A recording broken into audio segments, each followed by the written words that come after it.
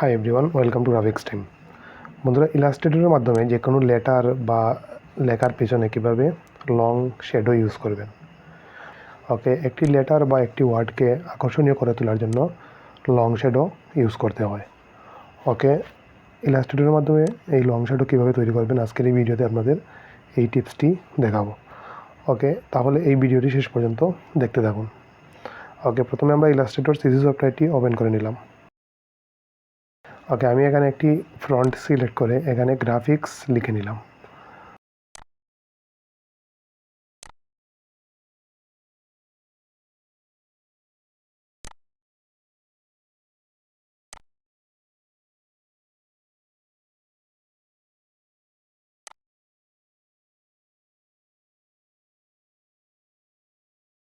দেন আমরা এটিকে সিলেক্ট করে মাউসের রাইট বাটন চেপে এখানে ক্রিয়েটে আউটলাইনে ক্লিক করব। দেন আমরা এই লেটারটিকে আরও একটি কপি করে রাখব। সো তার জন্য লেটারটি সিলেক্ট করে উপরের এডিট থেকে কপি। ওকে, আমরা এখন এটাকে কপি করে রাখলাম। দেন আমরা এই লেটারটিকে সিলেক্ট করে উপরের এফেক্ট থেকে ডিসর্ট অ্যান্ড ট্রান্সফর্মে ক্লিক করব এবং এখান থেকে ট্রান্সফর্মে ক্লিক করে ওকে এখানে হরিজন্টাল 1 এবং এখানে 2 পয়েন্ট দিয়ে আমরা প্রিভিউয়ে ক্লিক করব। ওকে, প্রিভিউয়ে ক্লিক করার পর এখানে দেখুন কপিস লেখা আছে। এখানে আমরা প্রথমে 200 কপিস দিয়ে দেখব। দেখুন 200 কপিস দেওয়ার কারণে এখানে শ্যাডোটি একটু লং হয়ে যাচ্ছে। সো তার জন্য আমরা এখানে কপিস কমিয়ে দিব। সো এখানে আমরা 100 কপিস দিয়ে দিলাম।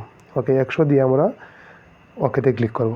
ওকে, দেখুন এখানে অলরেডি একটি লং শ্যাডো তৈরি হয়ে গেছে। ওকে, এখন আমরা এটিকে এক্সপান্ড করে দিব।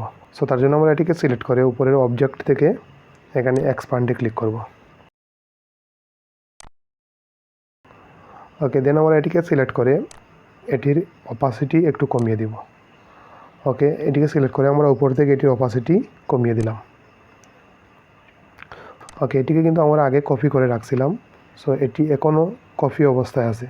সো এটিকে আমরা এখন এখানে পেস্ট করে দিব। সো তার জন্য আমরা উপরে এডিট থেকে পেস্ট ইন প্লেসে ক্লিক করব। ওকে, এটি এখানে সেম জায়গায় পেস্ট হয়ে গেছে। ওকে, এখন আমরা উপরের লেটারটির কালার এখান থেকে চেঞ্জ করে দিব। ওকে, এখানে আমরা এটির কালার ইয়েলো করে দিলাম। ওকে বন্ধুরা, দেখুন এখানে একটি লেটারের পিছনে খুব সুন্দর একটি লং শ্যাডো তৈরি হয়েছে। সো বন্ধুরা, এই হচ্ছে আজকে টিউটোরিয়ালটি। ভিডিওটি যদি ভালো লাগে অবশ্যই চ্যানেলটি সাবস্ক্রাইব করবেন।